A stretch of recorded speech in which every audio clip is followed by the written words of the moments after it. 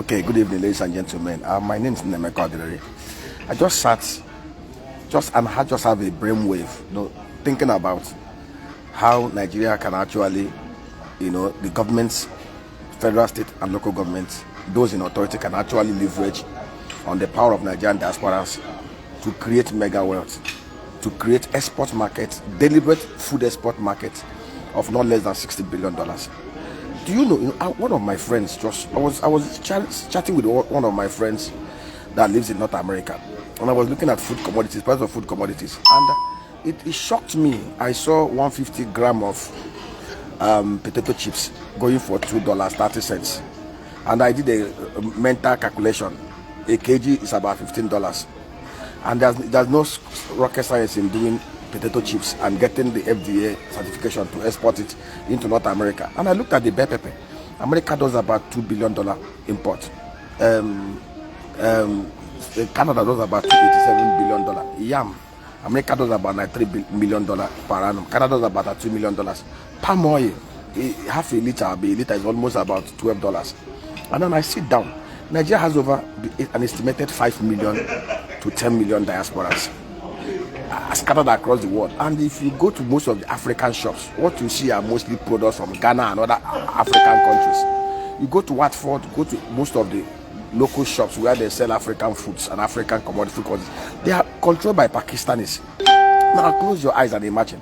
Rough estimate, the average household, average Nigerian that lives abroad spends average of at least $700 to $1,000 on food and food-related matters, local foods. Now, let us even use the number, just 5 million. 5 million Nigerians consuming local delicacies, things like gari, local things that we can easily arrange here and export. That is $1,000 a month. 12 months is $12,000. Multiply it by 5 million, making sure that we provide the supply for the market. It's $60 billion off the cuff. I've looked at it. Canada does imports almost about $200 million worth of palm oil. Nigeria used to control 40% of the global palm oil market as of 1965. If we had continued on that, we would have been doing about $8 billion worth of palm oil. And we can still do the same thing. Cassava chips. One of my friends in Canada was telling me that if we can get the cyanide-free cassava from Kenya, from Uganda, and process it here, cultivate it here, process and export it, then we can make so much money. People even eat it as chips in the West, even animal food. So as I'm talking to you now, we're doing almost about 10 hectares. 10 hectares of that. What of the BSF lava? Very huge markets in North America, in Europe, used for animal feed, used for all manner of proteinous interventions and all those stuff. So, I sit down and ask myself, what do we even need to do? Nigeria has embassies in most of these major countries.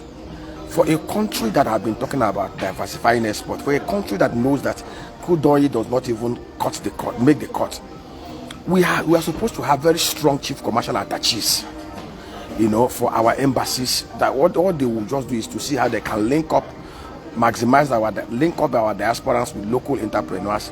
The diasporans will provide the chain stores, the storages, the distribution network, where those local producers here connected to them will provide supplies of those things. And then the Federal Ministry of Agriculture, Foreign Affairs Ministry, Diaspora Commission, and all the Ministry of Agriculture agencies, they work together to ensure that some of the commodities that come out of Nigeria meet certification of the host country to enable us ship into those countries. I sit down here and I run the numbers from moringa oleifera to yam export to fish export to all tomato to pepper to pineapple to potato to plantain. I see $60 billion exports on agro commodities across the value chain just for Nigerians in diaspora. Then imagine when we now begin to count the other Africans in diaspora and even non-Africans who are falling in love with our African delicacies. So, it doesn't make sense. If I am Nigerian's chief commercial attaché for North America, all I just need to do is to scout the market from America to Canada. Scout the market, look at the opportunities, look at those in Nigeria, create bucket of producers here, create bucket of off-takers, then integrate the producers with off-takers, and then work with relevant agencies to ensure that we produce what meets certification of the global the host countries where we are planning to export into, and ensure that whatever that is, and then create the network, distribution network in from America to from US to Canada, create the hub and spoke wholesale retail network. We are looking at $100 billion food export. There's no skyrocket, and this thing does not cost the government a dime in physical revenue. All they just need is somebody with a strong mind, with a creative mind, with an egghead like Dr. Nemeko driving it. I am not going to charge them anything. Just let us drive it. I tell you, I sit down here. I have looked at numbers. We are massively into agro production. I have set up a rice mill. We are even going into upstream to see how we can cultivate 10,000 hectares of rice. Do you know, with 4,000 hectares of rice, with a cluster, 4,000 clusters across Nigeria, each of them doing 300 hectares of paddy rice, we will do over 8.1 million tons of parboiled rice, over 3.9 million tons of rice byproduct. That will give us collectively over 8.1 trillion naira annual revenue, create 7 million jobs from that sector alone, from date palm to palm oil to every other sector. All we just need is proper coordination, proper integration between the federal government, the local government, the state government, working together. We don't need a minister for agriculture. All we just need is a smart thinking, creative-minded person just there sitting in Aso Rock, creating integration, synergy between the federal, the state, and local government, and getting all the agencies with presidential power to do what they're supposed to do to ensure that Nigeria gains traction in the global commodity market. What is big deal about this? We're not going to stop talking. We're going to talk, they go.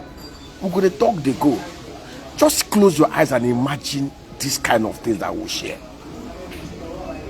Smart. Let me tell you, I can easily broker export of $10 billion into North America, coordinate local producers, create a network of diasporans who will be off-takers, wholesale off-takers, retailers. Ebano is in Canada, Ebano is in America. We can create similar things. We can even work with Ebano or other chain, expand.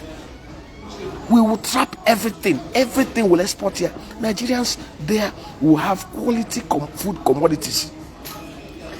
We make so much money. We bring in $60, $100, $200 billion into this economy. Our diasporans will practically feel at home. Everything they need to eat, local, real homemade food. Come on. God help us. I don't try you.